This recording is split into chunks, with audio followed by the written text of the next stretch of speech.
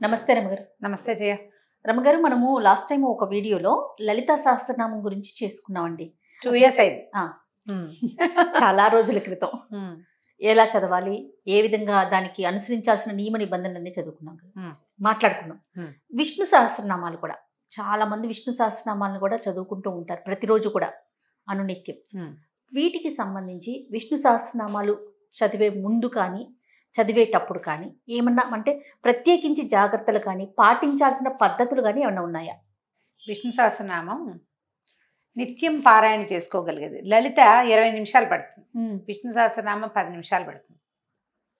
గబగబా చదివేసుకుంటే ఏ సహస్రనామం ఏ స్తోత్రానికైనా మొట్టమొదట మనం 2 కీ పాయింట్స్ తెలుసుకోవాలి జయ. ఏదైనా సరే వాచా దోషాలు లేకుండా చదివితేనే ఫలితం లభిస్తుంది, మొదటిది. రెండోది, ఫలితాన్ని దేన్నో ఎక్స్పెక్ట్ చేసి చదవకూడదు.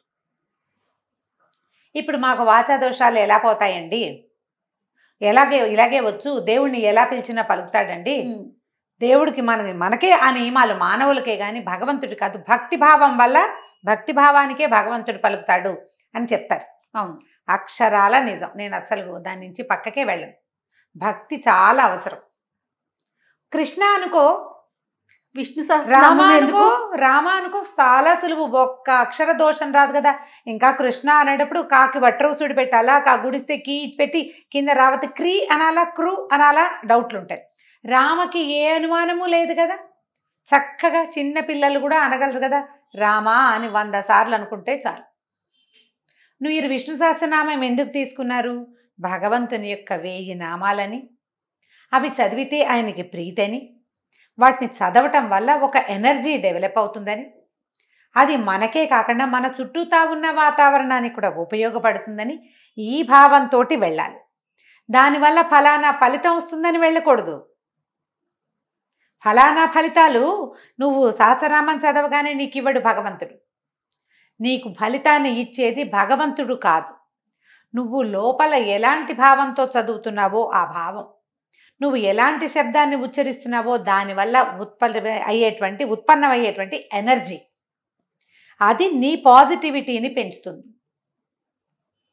విష్ణువు సులభ సాధ్యుడు కాదు.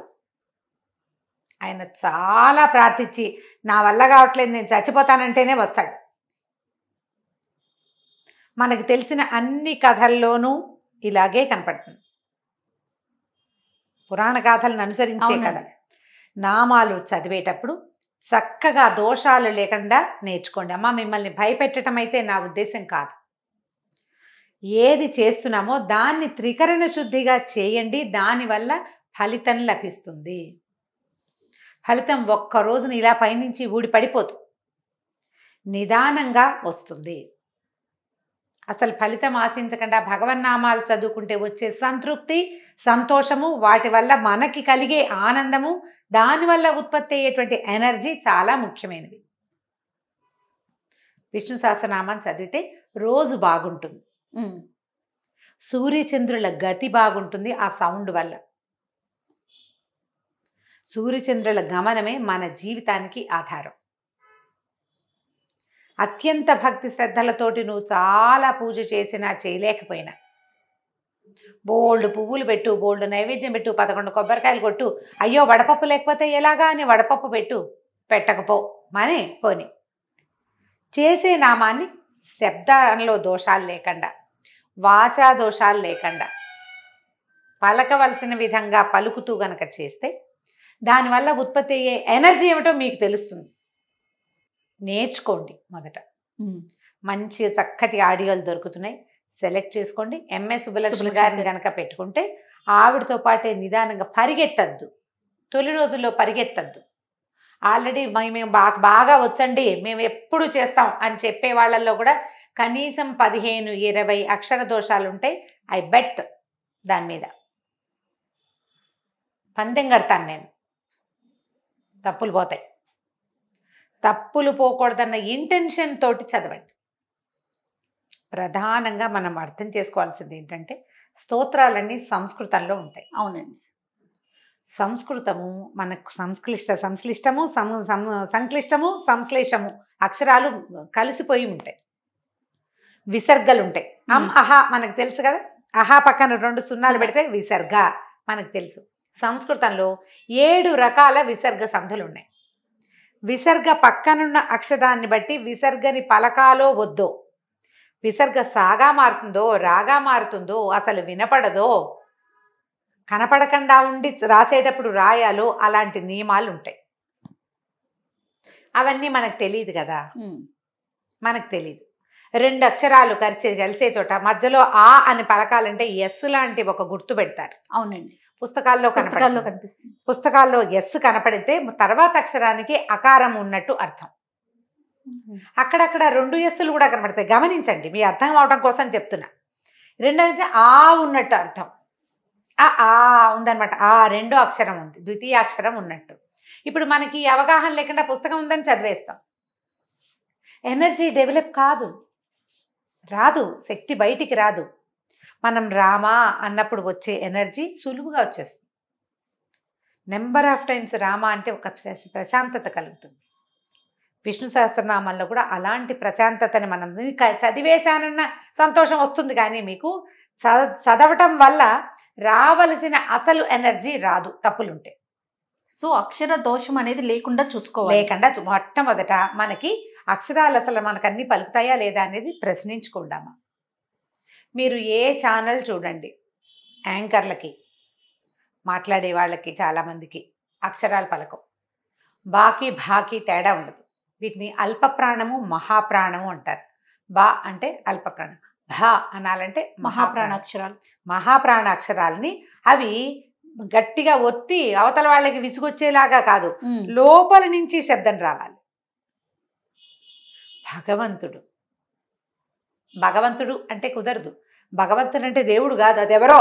ఆ అక్షరానికి అర్థమే లేదు. ఈ పదానికి బావెట్టడం వల్ల అక్షరం అర్థం మారిపోయింది.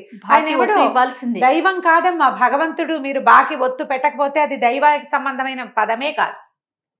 అది తెలుసుకోండి. మొట్టమొదట ఒక మంచి పుస్తకం సెలెక్ట్ చేసుకోండి. ఎవరికైనా సాంస్క్రిట్ టీచర్లకో, తెలుగు టీచర్లకో, లేదా ఏ పంతులు గారికో చూపించి తప్పులున్నాయా లేదా కరెక్షన్స్ చేయించుకోండి. అవి చెప్పటానికి ఒక మంచి టీచర్ని చూసుకోండి. సంస్కృతం వచ్చిన అధ్యాపకుల్ని పోషించండి అమ్మా దయచేసి. నేర్చుకునేందుకు పూర్తి అవకాశాన్ని తీసుకోండి. మీరు చెప్తారా అని నా వెంట పడకండి అమ్మా. ఇప్పుడు గ్యారంటీగా అదే వస్తుంది, మీరు చెప్పండి రమ్మగారు అని. నేను చెప్పలేను, నాకు అంత సమయం లేదు. నాతో మాట్లాడిన వాళ్ళందరినీ నేను కరెక్ట్, నీకు కూడా అలా అనకూడదు, ఇలా అనాలని చెప్తాను, కరెక్షన్ చేయడానికి ట్రై చేస్తాను. కానీ క్లాసులు చెప్పేంత సమయం నాకు లేదు. కానీ మీ చుట్టుపక్కల ప్రతి చోట సంస్కృత పండితులు ఉన్నారు. వందే గురు పరంపరాం అనే దీంతో ఒక టైటిల్ తోటి కుల్దీప్ పాయ్ అని ఒక ఆయన చేయించారు ఈ విష్ణు సహస్రనామం. మనం రాహుల్ వెల్లాల్ అండ్ సూర్య గాయత్రి అని 2 పిల్లల పాటలు విన్నాం, బాగా యూట్యూబ్లో ఫేమస్గా ఉన్నారు. వందే గురు పరంపరాం హెడ్డింగ్ తోటి మీరు కొట్టినా కూడా అది వస్తుంది. కుల్దీప్ పాయ్ ఎంత బాగా చేయించారంటే ఒక్క అక్షర దోషం లేకుండా ఉంది. నేను అది విన్నాను. అలాంటివి సెలెక్ట్ చేసుకోండి. మామూలుగా రోజువారీ చదువుకోండి. తప్పులు కరెక్షన్ని ప్రయత్నం చేసి చూడండి. ఏ తప్పులు లేకుండా గనక చదివితే భగవంతుడు దిగి తప్పక వరమిస్తాడమ్మా. ఒకే రోజులో జీవితాల్లో మార్పు రాకపోయినా కాలక్రమంగా రావాల్సింది చకచకా మన జీవితాల్లో మార్పు వస్తుంది.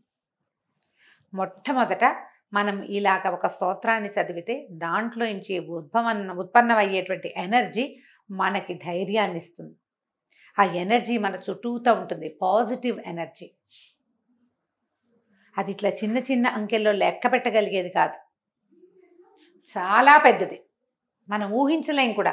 మన మొహాల్లో వెలుక్కి కారణం మనం పలికే అక్షరాలు. స్పష్టమైన అక్షరాలు పలికేవాళ్ళు, చక్కగా స్తోత్రాన్ని చేయగలిగే వాళ్ళకి ఆటోమేటిక్గా వెలుతురు వస్తుంది. వాళ్ళు అందంగానే ఉండక్కర్లా, వెలుగు వచ్చేస్తుంది. ఎందుకంటే లోపల నుంచి బ్లడ్ ఫ్లో కూడా అలా వస్తుంది. మన రక్తంలో ప్రతి బొట్టుకి ఎనర్జీ వస్తుంది. దాన్ని సాధించండి. నేను ప్రతిసారి చెప్పేదే, దీన్ని ఇంకా గట్టిగా చెప్తున్నాను ఈసారి. మళ్ళీ ఇలాంటి విషయం చెప్తామో చెప్పమో ఇంకొకసారి అని. దీంతో పాటు విష్ణు సహస్రనామం ఎలా చేసుకోవాలి అనేది ఒక ఇది. స్నానం చేసి చేయాలి. పొద్దున పూట స్నానం చేసి చేసుకోండి. సాయంకాలం వేళ కూడా చేసుకోవచ్చు.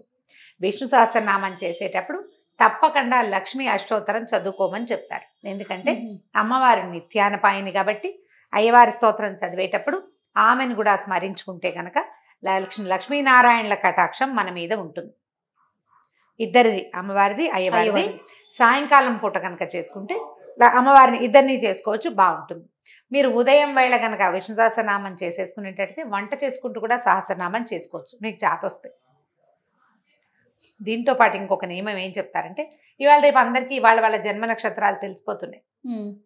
మనకి 27 నక్షత్రాలు ఉన్నాయి. మనకి జన్మ నక్షత్రాలు తెలుసు అందరికీ. ఈ 27 నక్షత్రాల్లో నక్షత్రానికి 4 పాదాలు. అవునండి కదా. ఇప్పుడు ఈ విష్ణు సహస్రనామంలో ఉన్నటువంటి 108 నామశ్లోకాలు పూర్వపీఠిక ఉత్తరపీఠిక ఉంటాయి. పూర్వపీఠిక ఏమిటి, ఎవరితో చెప్పారు, ఏం చేస్తే బాగుంటుంది, విష్ణువు యొక్క మహత్వము, ఎవరు భీష్ముల వారు ధర్మరాజుకు చెప్పటం, వైశంపాయనుడు చెప్పటం పూర్వపీఠిక. నామాలు మధ్యలోవి, నామాలు అంటే ధ్యాన శ్లోకాలు కూడా ఉండి దాని తర్వాత నామాలు వస్తాయి 108. ఆ తర్వాత మళ్ళీ ఉత్తరపీఠిక ఉంది, అంటే ఇవి చదవటం వల్ల వచ్చే ఫలితాలు ఉత్తరపీఠికలో చెప్పబడ్డాయి. ఇప్పుడు నామాలు మాత్రమే ఉన్నవి 108 శ్లోకాలు. ఇవి మొదటి నక్షత్రం నుంచి లెక్క పెట్టుకోండి. మన నక్షత్రపు సంఖ్య ఏమిటి, నక్షత్రంలో మన పాదం ఏది, పాద సంఖ్యలు కూడా లెక్క పెట్టుకోవచ్చు. మొదటి నుంచి మొదలు పెట్టుకుని 1వ శ్లోకం విశ్వం విష్ణుర్వ షట్కారో భూత భవ్య భవత్ ప్రభు శ్లోకం దగ్గర అది మొదటి నక్షత్రమైన అశ్విని నక్షత్రపు మొదటి శ్లోకం అన్నమాట. 4 చొప్పున నెంబర్లు వేసుకుంటూ రండి, 4 చొప్పున. మీ నక్షత్రం ఎన్నో నక్షత్రమో చూసుకుంటే మీ నక్షత్రానికి సంబంధించిన 4 శ్లోకాలు కనపడతాయి. ప్రతి నక్షత్రానికి ఇది అని చెప్పట్లా, ఇది ఒక అవగాహన. ఈ రకంగా చదువుకోవచ్చు. మన నక్షత్రపు 4 శ్లోకాలని, ఇప్పుడు నా దారిద్ర నక్షత్రం, నీదేదో చిత్తా నక్షత్రం, ఇంకోది పొబ్బా నక్షత్రం, ఒక్కగలది స్వాతి నక్షత్రం, మన నక్షత్రానికి సంబంధించిన 4 శ్లోకాలని మనం గనక మొత్తం చదువుకోలేకపోయినా స్వామిని తలుచుకుని ఈ 4 శ్లోకాలు తర్వాత శ్రీరామ రామ రామేతి రమే రామే మనోరమే శ్లోకం ఉంది కదా, ఆ శ్లోకంతో చదువుకుంటే కనుక, అంటే ఒకసారి శ్రీరామ రామ రామేతి చదవటం మన నక్షత్ర శ్లోకం మొదటిది, మళ్ళీ శ్రీరామ రామేతి చదవటం 2వ శ్లోకం, మళ్ళీ శ్రీరామ రామ రామేతి చదవటం 3వ శ్లోకం, మళ్ళా శ్రీరామ రామేతి చదవటం 4వ శ్లోకం.